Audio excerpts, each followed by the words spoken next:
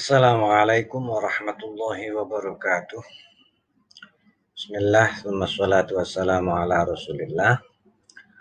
Baik anak-anakku sekalian, di pertemuan hari ini, sebelum kita sama-sama belajar, seperti biasa, tak bosan, Bapak mengajak kalian semua untuk berdoa, agar kiranya apa yang kita pelajari dijadikan sebagai ilmu yang bermanfaat, dan tentunya apa yang kita dapatkan senantiasa diridhoi oleh Allah Subhanahu wa taala.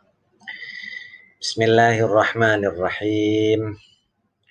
Nawaitu ta'alluma wa ta'lima wal ibadata wal istifadata wal hatha ala tamassuki bi kitabillahi wa sunnati rasulihi wa dalalata alal huda wal khair.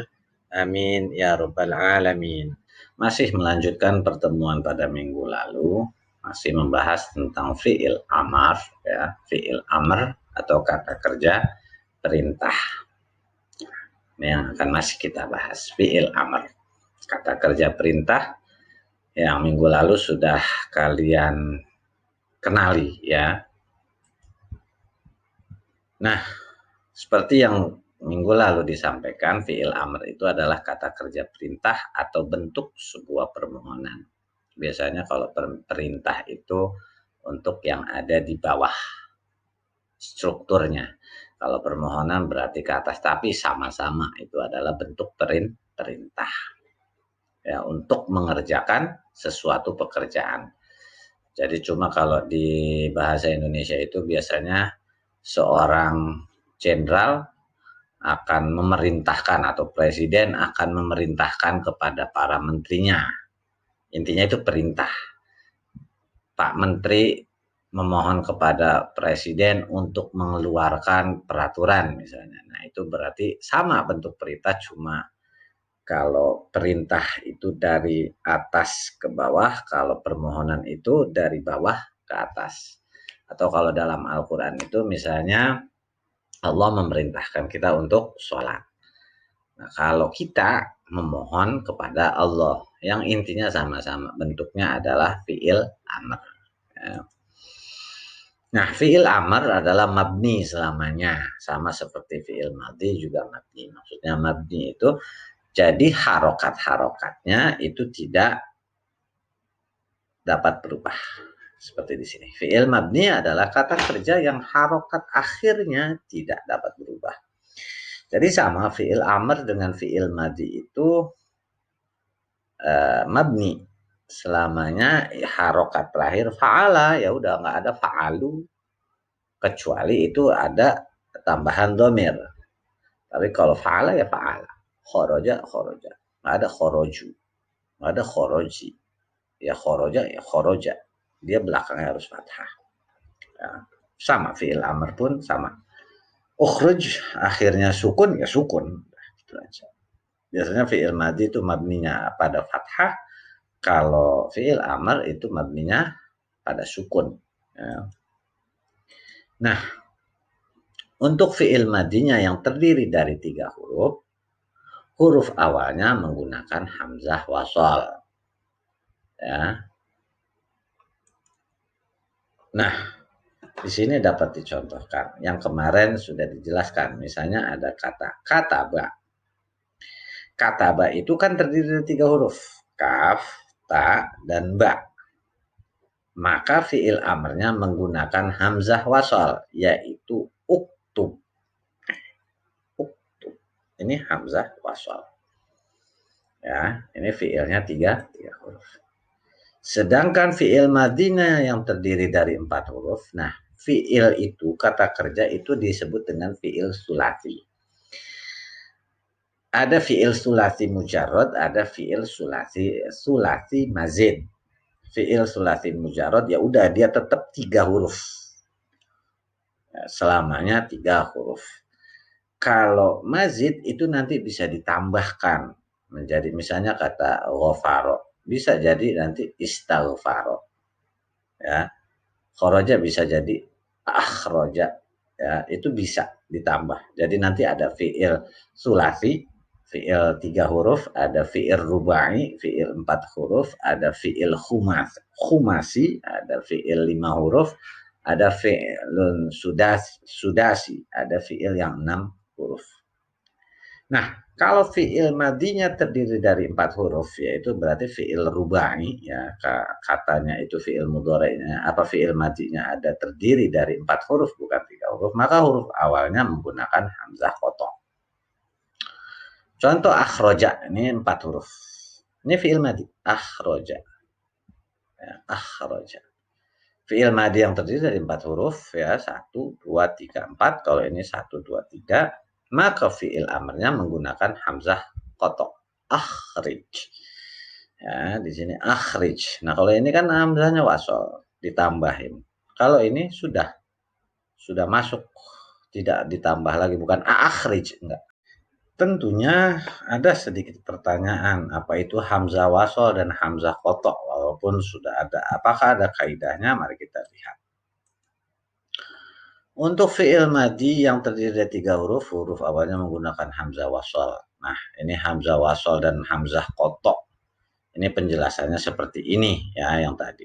Tentunya kalian akan bertanya, apa itu hamzah wasol, apa itu hamzah qatha.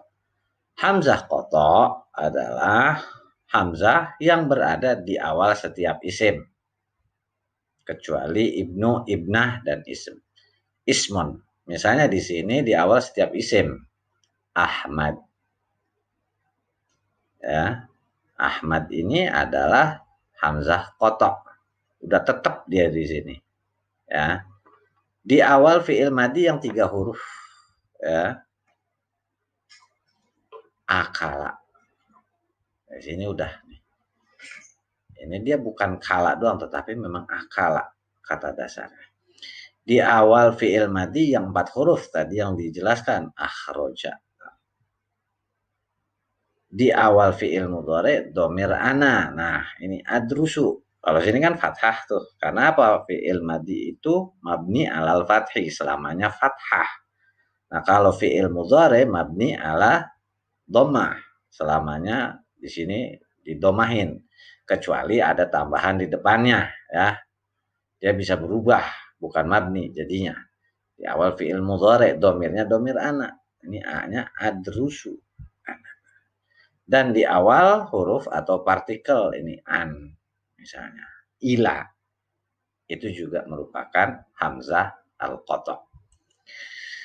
Ada juga hamzah wasal seperti yang di sini. Nah, hamzah wasal itu di awal fi'il amr yang fi'il madinya 3 huruf. Kayak tadi kataba. Jadi uktub. Nah, ini namanya hamzah wasal. Ini hamzah yang ditambahin. Kalau ini udah dari sononya begitu. Nah, ini hamzahnya ditambahin. Di awal fi'il madi yang 5 huruf, ihtaroma. Ini hamzah wasal. Tu, wa, ka, fa. Di awal fi'il madi yang 6 huruf, istakhdama. Ini tambah lagi. Diambil dari kata haroma. Jadi buat 5 ini. Namanya hamzah wasal. Buat nambahin. Istakhdama biar jadi 6. Nah, di awal huruf ta'rif alif lam al-madrasah. Ini yang dinamakan hamzah wasal. Kalau hamzah qatha, hamzahnya ini sudah tetap dari sana. Kemudian kaidah harakat hamzah wasal pada fi'il amr. Jika harokatnya domah, maka harokat hamzah wasal pada fi'il amr juga domah. Kataba yaktubu uktub. Nah, jika harokatnya domah, maka nih domah, seperti yang dijelaskan pada minggu lalu. Lihat ain fiilnya. Kalau ain fiilnya domah, maka di sini hamzah wasalnya juga domah. Kalau fathah, hamzah wasalnya, kalau kasroh, hamzah wasalnya adalah kasroh. Kalau fathah, sama hamzah wasalnya juga kasroh seperti yang diterangkan di minggu lalu. Berarti cara ini yang dinamakan fi'il amr ada hamzah wasalnya, cara mengharokatinya lihat ain fi'ilnya. Ini ain fi'il. Ini ain fi'il. Huruf keduanya. Ya, huruf kedua itu ain fi'il namanya. Huruf kedua dari fi'il madhi itu adalah ain fi'il. Kalau di sininya fathah, apa kasroh, apa domah, ini uktub. Kalau dia kasroh ataupun fathah, maka dikasih harokatnya kasroh untuk hamzah wasal. Nah, fi'il amr yang mabni, seperti tadi dikatakan bahwa saya fi'il amr itu kan tidak bisa berubah selamanya dia sukun. Ya. Nah, untuk fi'il amr yang dhamir mustatirnya anta, seperti di sini isyrab, idhab, ifham, ya. Itu setelah fi'il amr ada alif lam, maka sukunnya berubah menjadi kasroh. Ya.